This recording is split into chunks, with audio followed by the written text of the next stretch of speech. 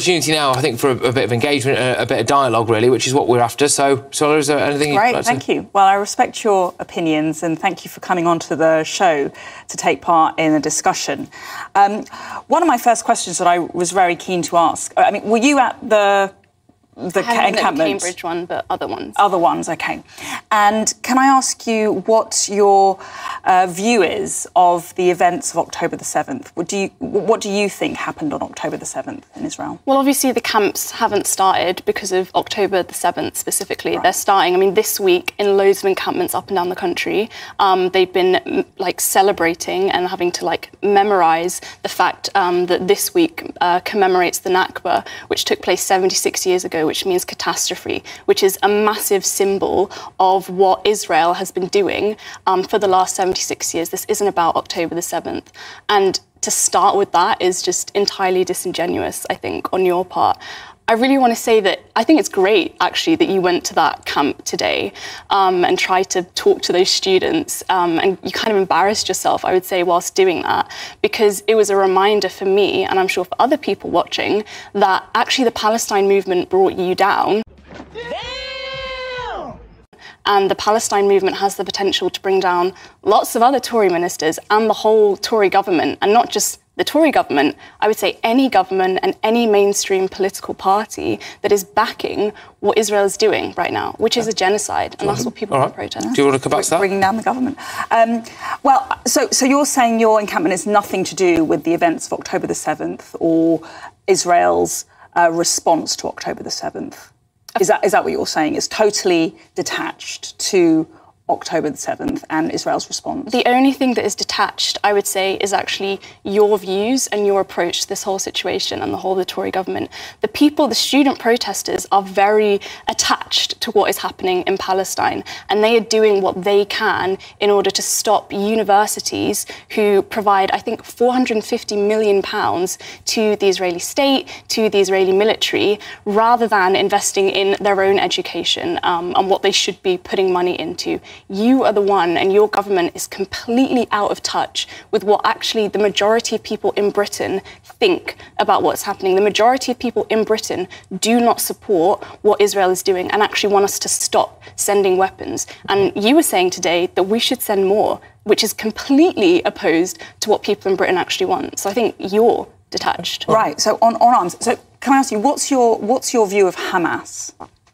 I don't want to talk about Hamas. I want to talk about why. And the reason that you want to talk about Hamas is because you want to keep justifying spending more money for Israel, right? Sunak earlier, a month or two ago, was talking about increasing defence spending to 2.5%. They want to spend loads of money on that, but no money on the NHS, no money on education. You want to cut pensions, you want to cut council budgets. That's what the government that you support is doing, which is causing serious suffering in this country as well. So this is not to do with Hamas, it's not to do with Israel. It's about the Conservative government. Is this an anti-Conservative? You're bringing up Hamas. Of course we're anti-Conservative because the Conservative government is facilitating and supporting a genocide. And not just that, it's also overseeing a horrific set of policies, austerity policies, that are damaging everyone's lives in Britain today. OK. So you have no view on Hamas, and you have no message for Hamas, and you have no I'm not here to connection talk about Hamas. You're not here, right? So no, you don't have a view. Connection to Hamas. OK. And so, what's your message? Do you believe Israel has a right to exist? What is your message to the majority of people in Britain who don't support you, who hate the Tories, who hate you specifically? Right? You went to Cambridge today. You were saying that it's a fair question. I don't want to pile in and look, absolutely, crack on as far as I'm concerned. But she did ask you a direct question there. I think our viewers would like to know: do you think Israel has a right to exist? I think that's a silly question, to be honest. And I think you're asking the wrong questions. You're asking those questions to distract from the central point that I was making, which is that the reason you don't like these student protesters and you don't like these encampments, one, is because they've already brought you down, but two, it's because of what it represents, which is a growing movement and a growing feeling in this country, which is against the Tories and against any main political parties. You have made that point. I am very interested. Although when I did go there were lots of posters about Israel, there were posters about Palestine, and there were placards about Gaza. So we can't completely ignore the issue about what's happening in Israel and let's Gaza. Talk about it seriously. Let's talk about what the Israeli state has done for the last 76 years. So would you say that Israel has a right to defend itself? Israel does not have the right to do what it is doing right now, which is a genocide, which is the criminal enslavement and trapping people in certain places and then saying, you've got to move somewhere else. The ongoing invasion of Rafah that has been spoken about today, the displacement of millions of people. Of course they don't have the right to do that, and no one thinks they do. Right. And you posing those questions is exactly what makes students in Cambridge think, I don't want to talk to you, I don't want to talk to any war criminal, I want to grow this encampment, I want to grow a movement. Well, it's quite strong stuff. I mean, as far criminal. Yeah, I mean, so yeah, you are a war criminal. How would you respond? How would you respond to that? I mean, you know. Well, you made some interesting points there about genocide. So let's focus on that. So the legal definition of genocide is the targeted destruction of a group of people defined by their race, their nationality, their ethnicity, or their religion. In what way would you say that Israel is targeting a group by those standards? Is that a serious question? In what way is Israel targeting a group? So the killing and the injuring of over 100,000 people already in Palestine to you doesn't feel like a targeted approach towards specific Hamas, people. And they are aiming You don't believe that. degrade. You don't believe that at all. If and I can finish my point to you, because I've listened to you quite a lot. What do you say about the very legitimate aim, I would put to you, that Israel is targeting a terrorist organisation called Hamas and is aiming to degrade, destabilise and even kill Hamas terrorists? No.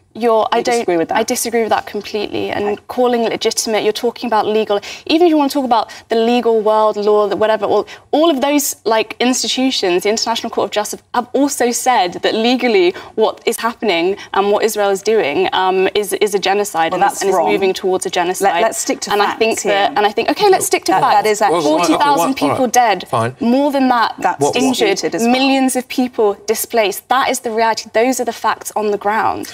Well, again, let's stay with facts. So the International Court of Justice has not said... It doesn't matter at the end of the day. I think it might... I mean, it doesn't. We can argue over specific words. We can argue over specific words. It is a fact that they are enacting a horrific massacre right now. And you talking about Hamas, it's just a smokescreen for their general interests in the region. And it's not just them acting by themselves, is it? America is backing them financially, militarily, and our government is backing them financially, militarily. And students are protesting because they want to stop their universities investing in that entire system. And it's not just the students who are protesting. Obviously, there have been protests all up and down the country, protests that you tried to attack and failed to do. And the protests grew ever since then because you are out of touch with what people actually think and actually want. Well, that's interesting because one of the key things that defined that particular moment, really, of British political history was the hate marches situation. Yes. Okay. Yes. So, you know, how would you respond to some of the things that have been said there about that? Well, I mean,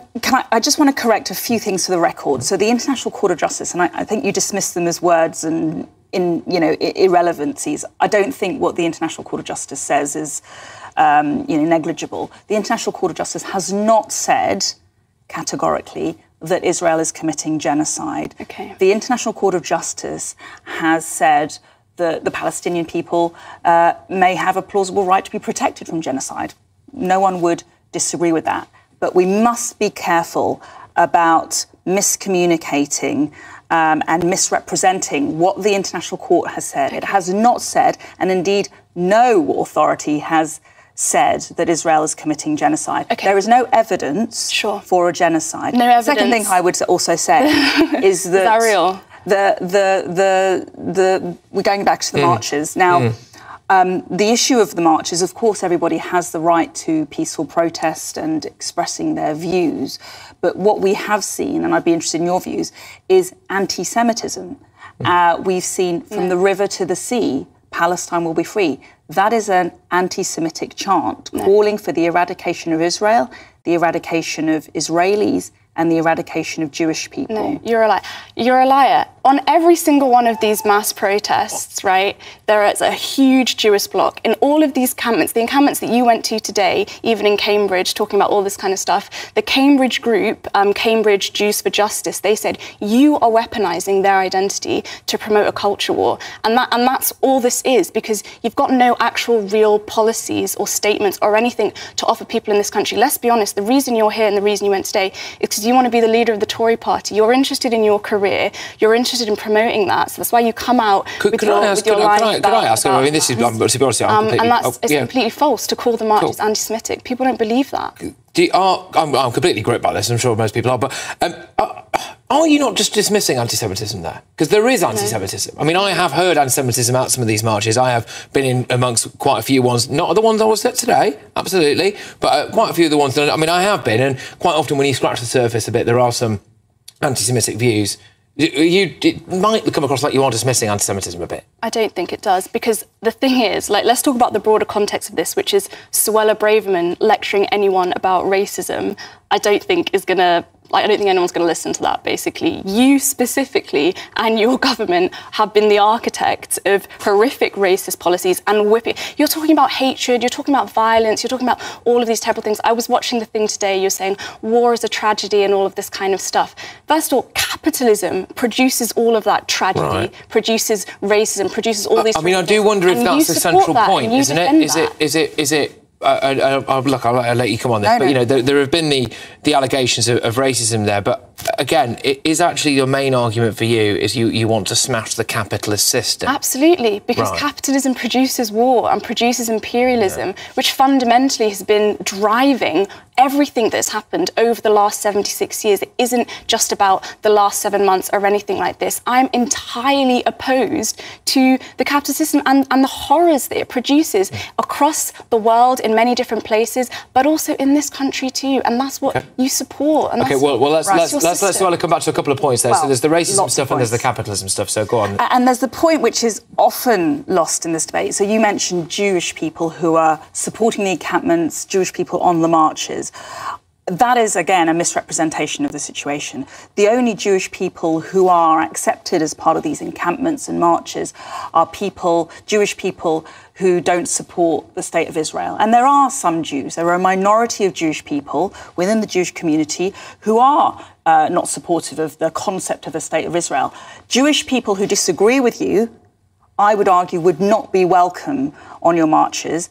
They would be intimidated, they would feel harassed and uncomfortable. And in fact, we've got evidence of many incidents of anti-Semitism since October the 7th on campus around the country, where Jewish students have felt that they cannot express themselves and they cannot behave and live freely on campus. And that's one important point. In terms of the charge against racism, listen, I mean, I don't agree with that. You know, the government and our government policy is to control migration. That's something that we've been elected to do. We have a mandate to do that, and it's something that we owe the British people. And then lastly, on capitalism, the majority of the British people don't support we have or the rest of your government. On capitalism. Listen, we could talk for hours about capitalism, but I would just point out, you know, your trainers, your bracelet, everything you're wearing, the coffee you had this morning, the car you drove in, made by workers. The car you drove in today are all products of capitalism. We're in this studio, we're living in a free and democratic society because we're beneficiaries of capitalism, growth, enterprise and freedom. No, the only people who it's really interesting, and what I would challenge you to think about and reflect on is, as a beneficiary of capitalism, where you have a lot of luxury comparatively by global standards, you are actually undermining the very system that has brought millions of people, in fact billions of people, out of poverty around the world and brought education, good standards, good healthcare, clean water, education, fair treatment to girls, 5 million people, housing 5 million and wealth children, and prosperity to the world 5 million children every single year die needlessly of malnutrition, of preventable diseases, and you sit here saying that it's bringing people into it is digressing, because we're here to talk about the Palestine. Yeah, that's exactly that. So I want to ask you a quick point on this, because I've now been to a few of these, a couple of these student encampments, right? I'm not convinced that the vast majority of people at those encampments are actually students at those universities. Could you explain about how you organise these? Because I think it's important for people to know. Like the Cambridge one, there's one at Oxford, there's been one I think at Sheffield and Leeds and places like that. Because it's easy to give the impression that these are students at those universities, and I just don't think they are they? And why do they wear masks? They are. Are they wearing masks? Why are they concealing their identities? Some people wear masks, some people don't.